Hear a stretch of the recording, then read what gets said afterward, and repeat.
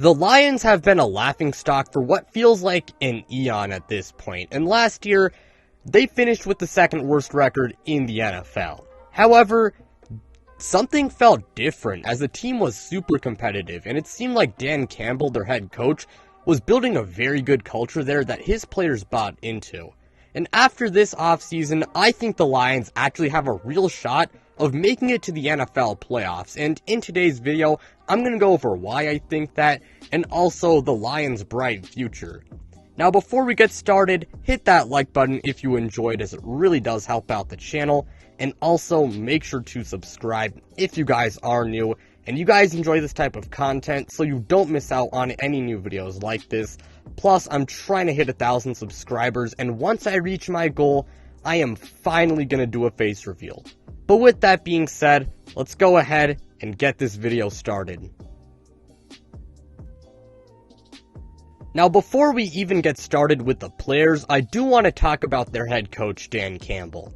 Dan Campbell was very good for the Lions last year, and a lot of people heading into the 2021 NFL season were very hyped to see him, because his press conference, it was good, and I can't lie, after seeing it, at the time, I was really excited, and let me just say, Dan Campbell was actually quite good. Again, the Lions, they finished with a 3-13-1 record, which isn't good, but, I mean, you gotta understand, Detroit was not a very talented or good team, in the first place, and the team dealt with a lot of injuries, but despite that, they were very competitive, and that's what matters when it comes to these young, rebuilding teams, They can lose a lot of games, but, I mean, it really just matters that they're competitive, and the Lions, they were definitely competitive, and you can tell that the players wanted to play for Dan, and again, he's built a really good culture there, and the players have bought into it, and the Lions, in my opinion, I think they have their head coach of the future. But with that being said, let's now talk about the players, starting off with the offensive side of the football. Let's talk about their wide receiver core first. The Lions' wide receiver core heading into the year looked very bleak. However, now it looks pretty good, to be honest. Amon-Ra St. Brown, the rookie from last year, he was awesome for them. He had a pretty quiet start to the season, but he exploded in the second half of the year, and he finished 2021 with 912 receiving yards and 5 receiving touchdowns. In my opinion, I think he's one of the most underrated receivers in the entire NFL, and next year, he could go for over 1,000 yards. The guy, I mean, he's truly a great player. Not to mention, Josh Reynolds, I mean, after getting released by the Titans mid-season, I mean, the Lions picked him up, and honestly, he was quite good, and the Lions did end up re-signing him, in the offseason, and going forward, I do think that he can be a pretty good rotational wide receiver, going forward. Like, he may not provide them with, 1,200 yards and, 12 touchdowns, but I do think that he will be a rotational guy going forward. Now, in the offseason, not only did they re-sign Josh Reynolds, but they also did add to their wide receiver core, starting off by signing DJ Chark to a pretty cheap, short-term, prove-it deal. DJ Chark is a very good deep threat, and in 2019, he had over 1,000 yards, and in 2020, yes, he was a little bit worse, but you gotta understand, the guy, he had horrible quarterback play, and I mean, it's not like he was really bad that season. In last year, in 2021, he did not play that much. However, he wasn't horrible in those games, and if he can stay healthy, I think he does have the potential to be great and get nearly 1,000 yards. DJ Chark, he really is a good player. Along with that, they did trade up in the NFL draft, and they drafted Jameson Williams, who was arguably the best wide receiver in the 2022 NFL draft. He might sit the first few weeks of the season because he is recovering from an ACL tear that he did suffer in college. But once he's healthy, I do believe that he will be a monster in the NFL. I mean, he's got, he is pretty tall. He's 6'2", and he's not the strongest guy, but he is blazing fast. The guy, I mean, if he ran the 40-yard dash, I have no doubt in my mind that it definitely would have been in the early 4.3s or late 4.2s. The guy, he is a very fast wide receiver, and he does have the potential to be the best wide receiver from the 2022 NFL draft class. But it's not just the wide receivers I do want to talk about. The Lions do have TJ Hawkinson, who's one of the best tight ends in the entire NFL, and he is arguably the team's best player. He's not that bad as a blocker, and he is a pretty good receiver, and I will admit, he does have some issues as a player, like his blocking, like, it's okay, but it's not exactly amazing. Also, TJ, he's not much of a yak guy, and I will admit, the guy, he does have health issues. But that being said, if he can stay, healthy for the most part, I do believe that he will have a monster season in the Motor City, because he is a damn good player. Detroit also has one of the best running back tandems in the entire NFL in DeAndre Swift and Jamal Williams. DeAndre Swift had a pretty good season in 2021. He was pretty good for them on the ground, and he was also really good through the air. Now, I will admit, he does have some problems as a player, like the fact that, as a runner, he does need to improve his consistency, but if he can do that, I do believe that he can be one of the best running backs in the entire league. Jamal Williams is also not that bad of a backup running back. I think he's one of the best number 2 backs in the entire NFL. So, the Lions, their ground game is very good. And to wrap up the offensive section, I do want to talk about their offensive line. It is one of the best in the league when it's healthy. Frank Ragnow, he missed most of the season last year, but when he's on the gridiron, he is one of the best centers in the entire NFL, and he is also arguably the team's best player.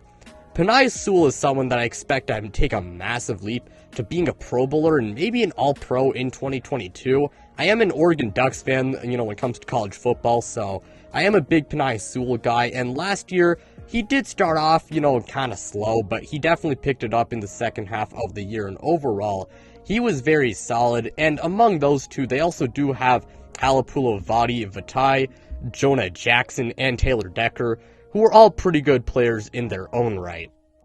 Now, moving on, let's talk about the Lions' defense. Detroit's defense is worse than their offense, but I do think their defense will improve.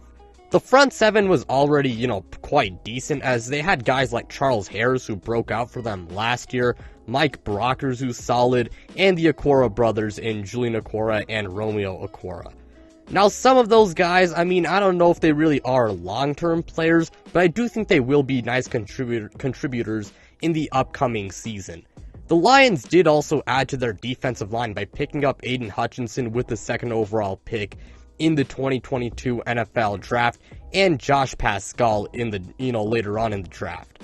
I think Josh Pascal will probably, he needs time to develop, but I do believe Aiden Hutchinson will have a good rookie season. And to round out the front seven, I do want to talk about Derek Barnes. Linebacker's really not a strong point for the Lions, but Derek Barnes, he wasn't that bad in the opportunity in which he got last year, and next season, I do believe that he will take a leap in his play, and I'm really excited to see, Derek Barnes play. Now let's talk about the secondary and open up by talking about Amani Oruwariye, who's one of the most underrated cornerbacks in the NFL, and one of the Lions' best players. Now, I do think he has to work a little bit on giving up less yards. However, he allowed just a 74.1 passer rating when thrown at, and he had 6 interceptions, which was, it was near the top of the league in that category, and 11 pass deflections this past season. And the Lions, they do have a building block, on defense in Amani Oruwariye, so very good player. Jeff Okudah, though, he's been a massive bust up until this point. It's really disappointing to see, especially if you are a Lions fan. In 2022, it is going to be a make-or-break season for him, and he must play well if he does want to stick around with Detroit long term. Who knows if he does play, well, because he's had a rough, start to his career, but I do know that he has the talent and capability to be a good player in the NFL, so I guess we'll just have to wait and see. And then to round out the defense, safety, it's okay for them. Tracy Walker and Deshaun Elliott, I think they are fine players, nothing crazy, but they aren't exactly horrible. However, I am excited to see what Kirby Joseph, he was one of the best safeties in the entire draft this past year, and who knows how big of an impact he makes in his first year, but I do believe that maybe down the line he can be a pretty nice contributor. Now, if I'm pretty sure you guys noticed that I did skip over quarterback, when I went over the players, and now I do want to talk about quarterback, because it's very intriguing. Jared Goff is their starting quarterback as of right now. However, I do not think he is the long-term answer, and Jared Goff, he does have some issues, obviously. For one, the guy is just kind of limited as a passer. A lot of times he checks it down a bit too much. And Jared Goff, again, I just don't really think he has a ton of upside at this point. And, at this point in his career, he's pretty much just a nice placeholder, And the only reason why the Lions didn't take, a quarterback in this year's draft is because it wasn't a very good class. And they're probably waiting till next year. However, that being said, while Jared Goff does have his issues, he's not a bad player, and sometimes I feel like he does get a little bit too much hate. First half of the year, I know he was not good. However, in the second half of the year when Dan Campbell took over play calling, he was actually quite good, and Jared Goff does have good qualities about him. For one, he is a smart quarterback, and, he can read defenses, and also, his arm strength, it's really not that bad. Sure, it's not like Patrick Mahomes or anything like that, but Jared Goff, his arm is really not that bad, and overall, I don't think he's a horrible quarterback. I'd say he's around league average, and, that'll do, for a placeholder quarterback. Now, getting on to why I do believe the Lions are actually a dark horse to make the playoffs, it's because I actually really do like their offense, and they improved a lot as a team. Not just offensively, but defensively as well. Combine that with the fact that I do believe that Dan Campbell is a really good head coach, and, the Lions, their team really is not that horrible. Sure, they won't be a contender or anything, but they could actually be a dark horse to make the playoffs, because their offense, they are very good at the skill position player, wide receiver, tight end. Their offensive line is good. And again, Jared Goff, he's not a superstar quarterback, and yeah, he does have his flaws, but he's not a bad quarterback. I do think he is a league average quarterback, and defensively, they do have question marks on that side of the ball. However, they did improve by getting guys like Aiden Hutchinson and Deshaun Elliott, and I also do believe that there will be guys who do have breakout seasons, and if they do, that'll help their defense improve. Now, I don't think their defense will be anything like top 5, and I don't know if it'll be top 10. However, that being said, if their defense can be passable, that could get the job done, because their offense, it's actually pretty good. It's not like the Bengals or like the Buccaneers, but it's not a bad offense at all. And again, Dan Campbell, he is also a really good head coach. After seeing what he was able to do with the Lions last year, I think with an improved and more talented team, I think he will lead the Lions to a few more wins in 2022. Now, when going over their schedule, their division, it's not a cakewalk, because the Packers, they are still a good team, and the Vikings, I also think they are decent. However, the NFC North is not like the AFC West, and the NFC, it is also more wide open than the AFC.